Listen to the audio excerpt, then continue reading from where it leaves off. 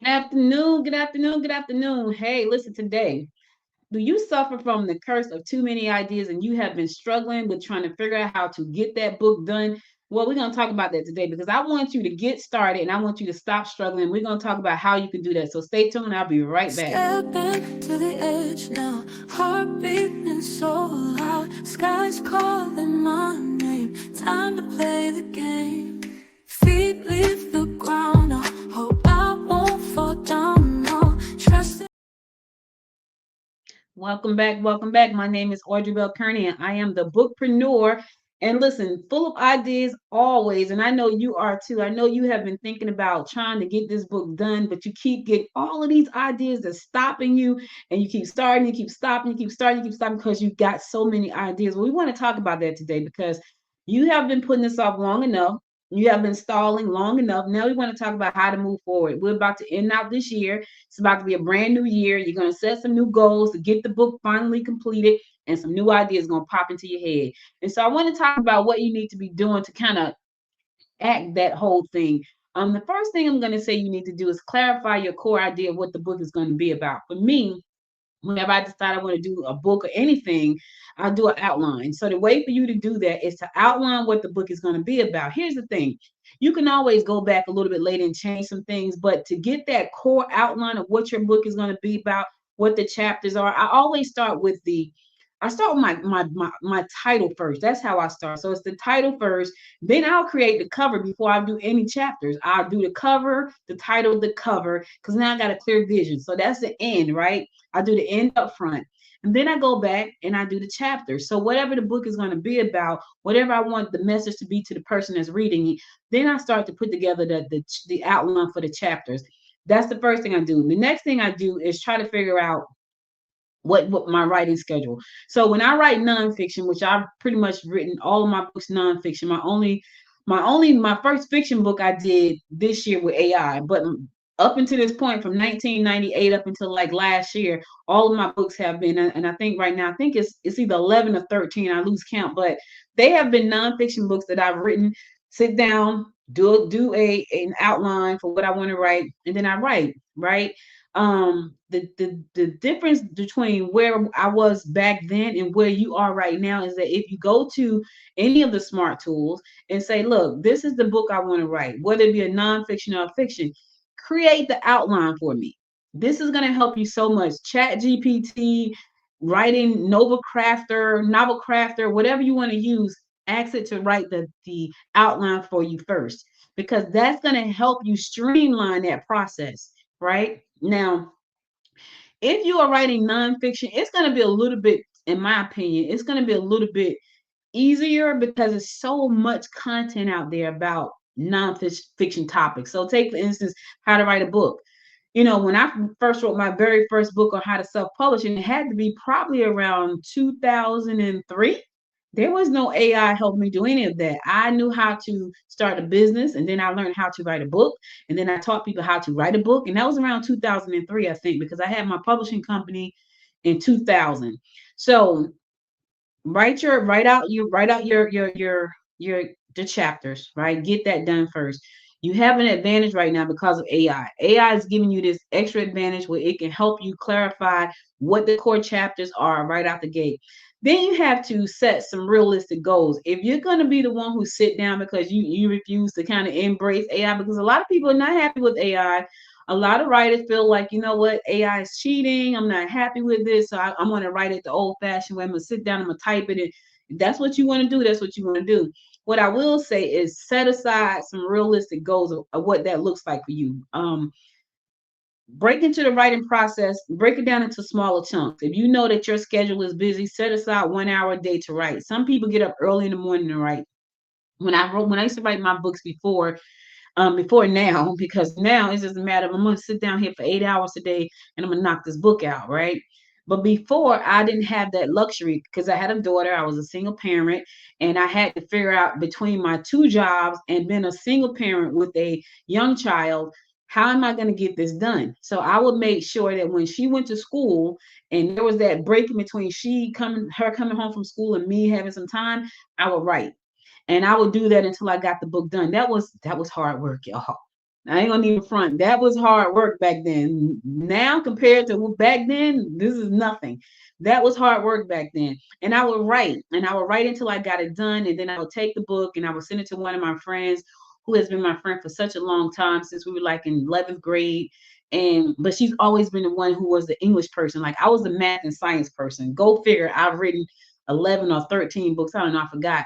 But I was the one who was a math and science person, and she was the English person. Like she would constantly correct our grammar. We could be walking down the street talking trash, and she would be the ones to correct our grammar. Right? Even to this day, I talk fast. She talks fast.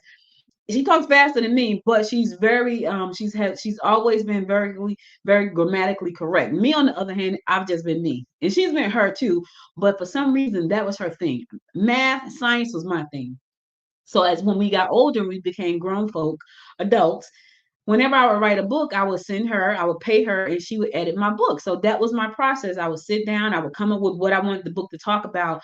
And for me, when you think about this, when you're writing nonfiction, it's really based on like what you have learned in the process that you want to share with somebody else to solve a problem for them, right? So if I wanted to teach you how to write a book, I would say, come up with an idea, this is what I did next, and this is what you got to do the next time, and that's how I wrote all of my books back then. You can do the same thing, like come up with the outline and then write, but set realistic goals, right? If you know that your schedule is tight, you have the children, the husband, you got church duties, you got job duties, you got laundry duty, you have all these duties, you have to set some time aside to write. Otherwise, you won't write anything. For me, it was when my daughter was quiet, when she wasn't home, when I had a free moment, and I did that religiously. That's how I was able to get the books done. Now, if you don't have that much time and you share a house with a lot of people, which has always been my case. Like it's always been a house full of people. I had to find that quiet time. I had to find the time where there were no distractions. So there were plenty of days when my daughter would be down the hall with my mom, and I would lock myself in my bedroom, just me and my computer, and I would write.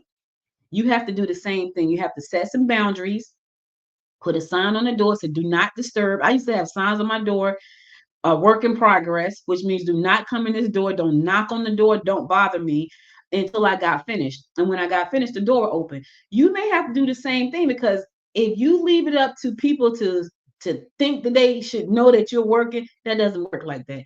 They could see you working and still disturb you. They could see you working and still have the TV blasting. I'm just saying, they could see you working and still be talking loud, because their mind is not set on you, it's set on them. So you have to minimize the distractions that are around you. That's something you have to do. You have to put boundaries around yourself, right? And for you, it may be closing the door with a sign on the door, do not disturb. I'll be out when the door opens. You may have to do something like that. And the way to do that is to just, hey, listen, I'm writing. When you see this sign on this door, that means do not come in here, because I'm focused and I'm writing, right? And trust me, they will respect that. Like if your family and friends love you, they will respect that. Now, some people may not understand the journey that you're on. Let me say that.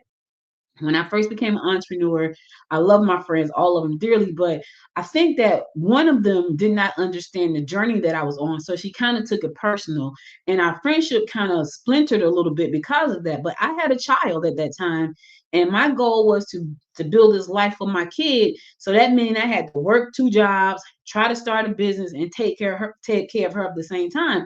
And I think that splintered our relationship, because she didn't have any kids, and I felt a little bit like she was a little bit upset. We grew beyond that, because once she had our kids, she understood like, oh, this is what this is like. Okay, I get it. But we love each other, and so we remain friends anyway. But I think at that point, when you start to take this journey, and people are on a different, even to this day, like I'm always on a journey. I'm always on a journey. I live my life on a journey, right? I'm on the AI journey right now. I'm always on a journey. And sometimes people don't understand it. They take it as you don't want to be around them, or you're too good for them, and that's not really the case. 9 times out of 10, that's not the case. You're just focused. And when you get focused like that, people tend to take it the wrong way. They take it personal. They take it like, she doesn't like me, or he doesn't like me, or they don't want to be around me, or they think they're better. All this kind of crazy stuff. Be prepared for that. Because if you're not prepared for that, that's going to suck you dry. You're going to feel guilty, and your writing is going to stop once again. And the book is going to sit there on your computer once again, not being complete. So I'm just trying to prepare you for what is to come. Be prepared to not have people understand what you're doing and why you're doing it. And you can explain, look, I got to take a time out. I got to take a time. I got to finish this book. When I finish the book, I holler back at you. I can tell you that my friend who I thought maybe our relationship was splintered because I didn't have enough time anymore is one of my biggest supporters to this day. Like, she's one of my biggest supporters. She supports everything I do, and I love her for life. But that was that one little time gap where I felt like it was splintered because I was really focused on the business. And then she became focused on her career. And then we kind of split up a little bit, but we came back together.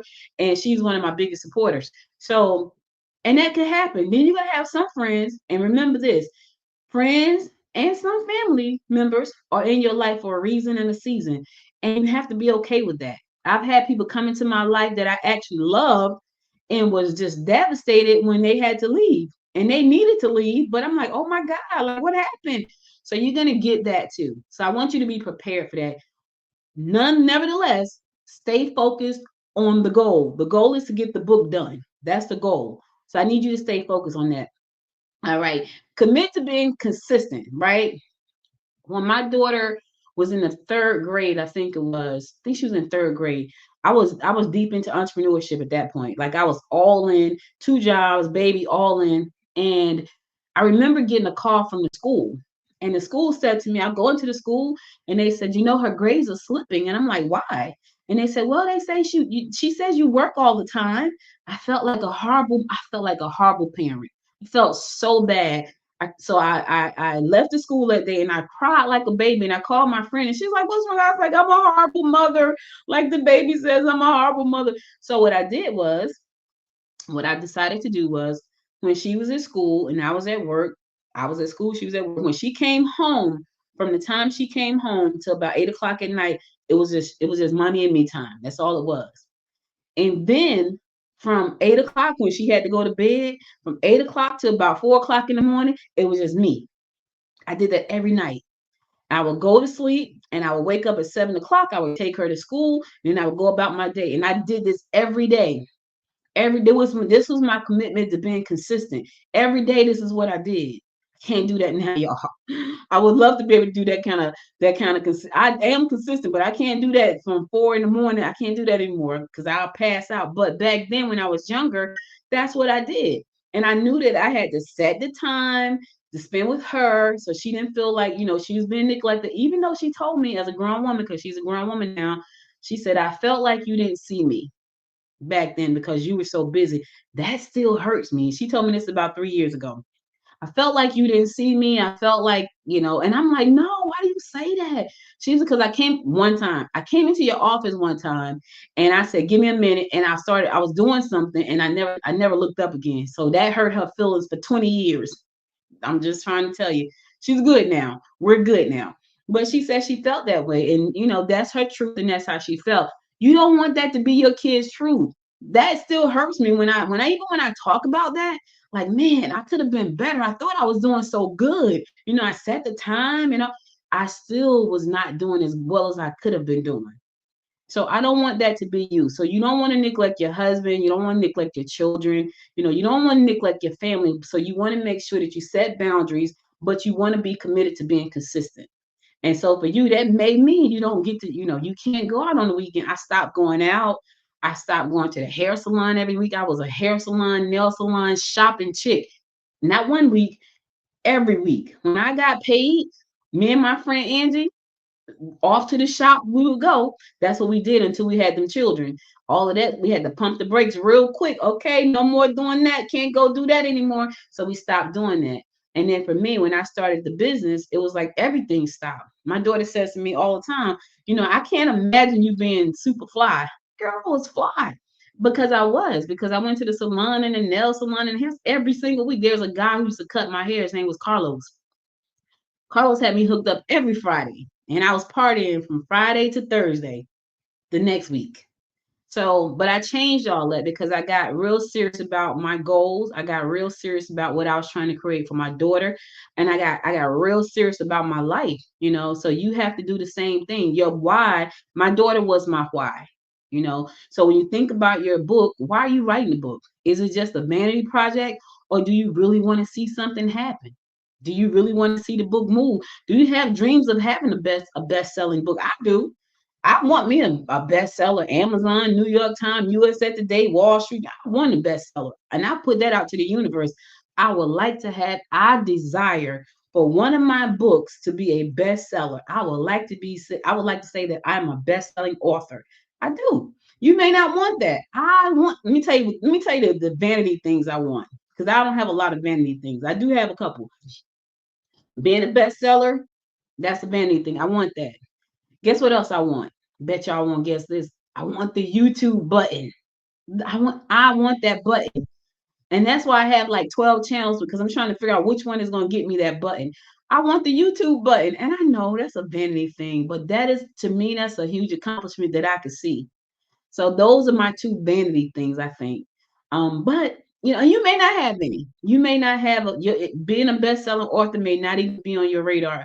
If it is on your radar, put in the work, put in the time that it's going to take for you to do that thing that you want to do, for you to get the book done. Because I get it, all of these ideas they could definitely be a curse. I had millions of them, and I used to tell people, man, that's a curse and a blessing all at one time because your mind wants to do all of them at one time. It wants to write all the books at one. I woke up this morning thinking about children's books. No lie. I thought about these children books because I went to bed looking at something that showed me how to create a movie trailer in like 2 minutes. I'm like, what?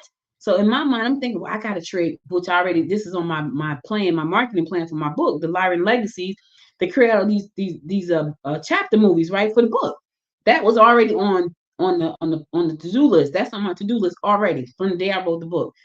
But then I started to think about children's books. Like once I discovered that one thing, like, okay, I think I need to write some children's books. Now, mind you, in that series, there are 8 books in that series, the Starseed Chronicles, which is my book.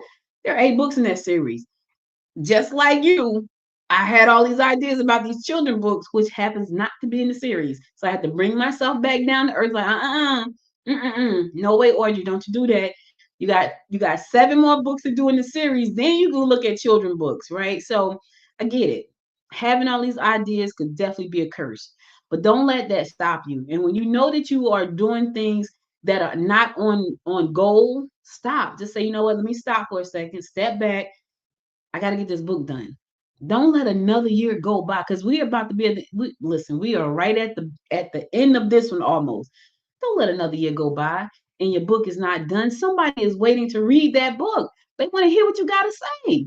And you're taking too long. You're taking too long. I get it. Nobody gets it more than I do. So I just want to come and drop that wisdom on y'all right now, to let you know that I get it. It's hard being trying to be an author. It's hard trying to focus when you got so many ideas that just keep coming.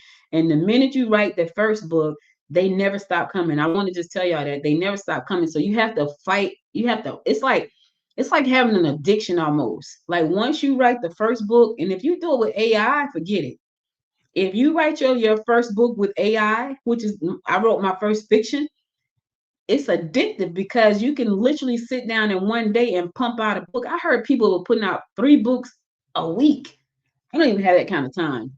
I'm the president of the Gwinnett Women's Chamber of Commerce, so I don't have that kind of time to sit down and put out 3 books a week. However, I'm not going to even front. I'm definitely trying to put out one a month starting in 2025. Definitely. I got 7 books left to write in my series. My goal is to put out one every month. Not 3 a week though, but definitely one every month. I might even try 2. Just to get the series completely done. So, you know, don't feel bad. Don't beat yourself up. Show yourself some grace. Get back on the horse and start to write again. Get back on the horse. Get focused. Set some boundaries. Let everybody know what your boundaries are so they don't stand in your way. Let them know that you still love them, but right now you got to get this book done. It's got to be done, and I got to get it done because next year I want to be at all of the book fairs and the book festivals to sell my book. That's my plan. Hopefully, I see you there. Hopefully I see you at some book fair around somewhere because I plan on being on tour with at least 3 of my books. I did a mini tour this year. Plan on being there with three next year. So that's all I got for you. Thank you for tuning in. As always, I appreciate you. I'll be back with another great episode the next time. And until that time, make it a great day. Bye, everybody. Why do 70% of aspiring authors never publish their work? Because they don't have BookPreneur. Whether you're dreaming of publishing your memoir, a children's book, or the next great novel, BookPreneur is your go-to source. Our weekly newsletter and video show offer step-by-step guidance and insider tips to help you navigate the publishing world. Don't let your masterpiece stay hidden. Join the BookPreneur community today and start turning pages into profit. Subscribe now at www.bookpreneur.com.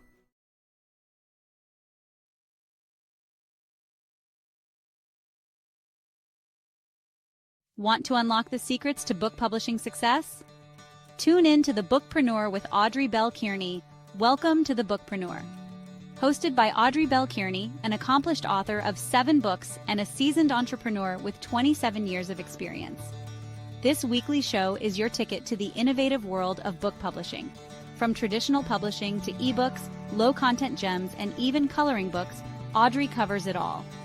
Each week, she chats with a diverse range of authors and creators, revealing the secrets to their success and how they turned pages into profits. Whether you're an aspiring author, a seasoned writer, or a book enthusiast, the Bookpreneur offers insights and inspiration to help you monetize your literary passion. Audrey is also the CEO of Noise Media Network, known for the Good Morning Georgia and Good Morning Gwinnett podcasts.